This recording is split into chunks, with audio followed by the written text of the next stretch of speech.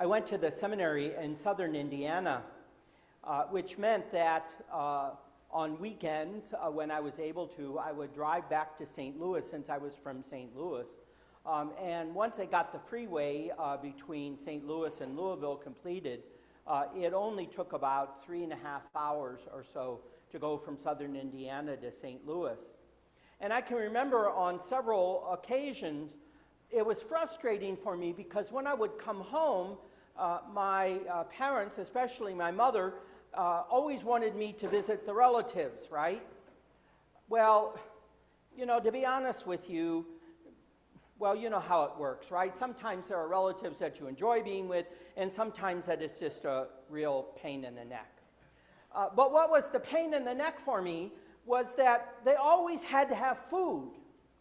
And it was like, especially if you visited a relative in the morning and then went later in the afternoon to visit, well, this was the second full spread of food, and it was just like, can I just visit? Do I always have to have food? And I really didn't quite understand it. I didn't get it. I remember one time, because there were some of my classmates, believe it or not, who had never been west of the Mississippi.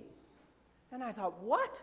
I mean, here you are in graduate school, and you've never been, some of them had never been out of Indiana. Can you imagine that? It just blows my mind that you wouldn't travel very far, right?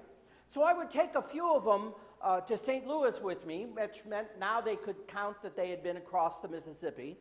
And I would show them around St. Louis. I enjoyed doing that as a little tour guide. But I remember one time, I don't know why, I can't remember now, it was so long ago. I went to visit a family friend, an old friend of my mother's. And I had kind of grown up with her two daughters, and she was just the most delightful woman, very Irish. Well, needless to say, this time that we went to visit, I think the only time that we could go by and visit was about 10 o'clock in the morning. Now, it shocked me, first of all, because that was not my family tradition. But the first thing that we did when we went in the house, she said, "Can I get you something to drink, a whiskey or a beer?" And I went, at 10 o'clock in the morning? What? Of course, being Irish, I suppose that was their custom of doing things, right? So I tell that because sometimes in our family growing up experience, we don't always get what hospitality is about. It was always a pleasure of my aunts, especially my dad's sisters, for them to make food. They loved cooking, and they were good cooks, no doubt. But there were just times, I guess, when you're, in your early 20s that you just don't want to always be going someplace and eating all the time. But that was their way of doing hospitality, right? So in thinking about that, I also think that given today, and I put it in the Sea Sojourner, that really what this text in the gospel is about is a willingness to offer extravagant hospitality.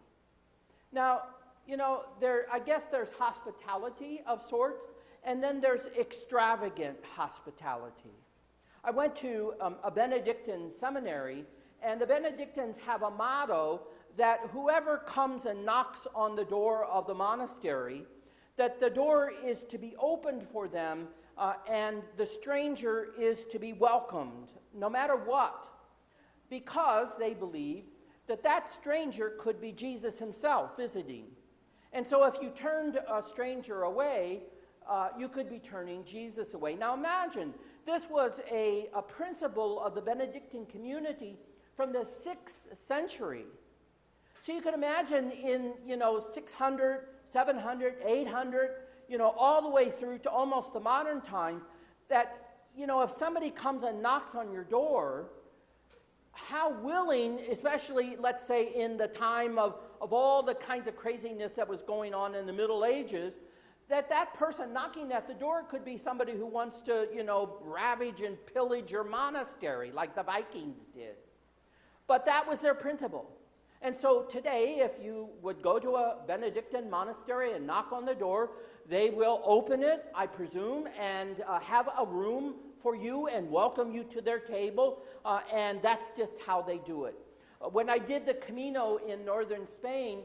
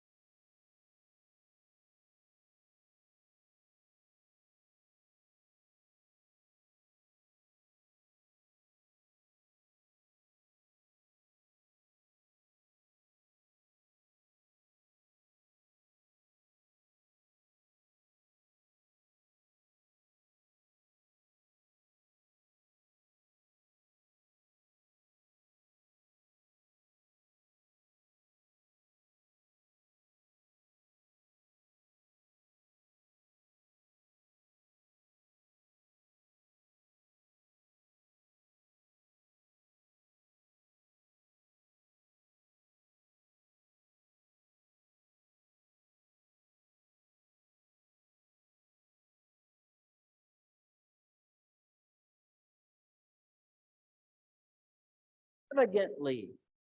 Again, maybe with a few donuts and a cup of coffee, but that's what we do, right? And I say all of that. Well, I wanna read this because it's so good, and I don't do this usually, but Diana Butler Bass had a column today, and she's writing about her experience of her mother, that during the 1950s, when school integration was promoted in the 1954 decision, Brown versus the Board of Education, that the school that her mother went to refused to be integrated. And her mother stood up against that and said, no. Now, her mother is a teenager. And her mother said, no. And her mother even went so far as to say, we have to be out there welcoming, standing when those buses are pulling up, and we have to be standing there ready to greet them as they're coming off the bus, because, she said, you never know. You might be the one on the bus. And will anybody be there to welcome you and to greet you? And she said, Mom, that took a lot of courage in 1950s in the South, where she grew up, to be the one who stood up against the norm of people being totally opposed to any kind of inclusion and integration. And her mother said, yes, it did. But that's what the scripture says that we have to do, of welcoming the stranger. And you know what's interesting about this text today? She helped me read it, how it really is said. Listen again. Think about who's the stranger here. Whoever welcomes you welcomes me. Who's the stranger? We are. Now, isn't that, I'd never read it that way before. I never heard it that way. That I heard it always that we are to welcome strangers. This actually says the opposite. It says that we are the strangers. And we hope that when somebody we knock, somebody's going to open and offer hospitality. Imagine if we turned the thing around, right? If we turned it opposite, what would we expect? You know, are we going to expect? So that the lesson is that if a stranger welcomes you with extravagance, then you have to be willing to do the same thing. That it can't go any other way. Now, here's what I want to read, and please bear with me, but I just think it's so powerful because she puts it in words that I would not be able to say. And she says, this past week, SCOTUS rulings reversed direction for the country. Instead of pushing Americans toward a society of larger hospitality, the court pulled up the drawbridges of welcome in education and business.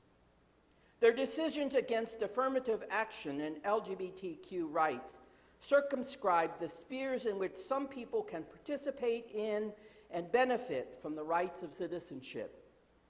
The justices turned back the buses of democratic progress.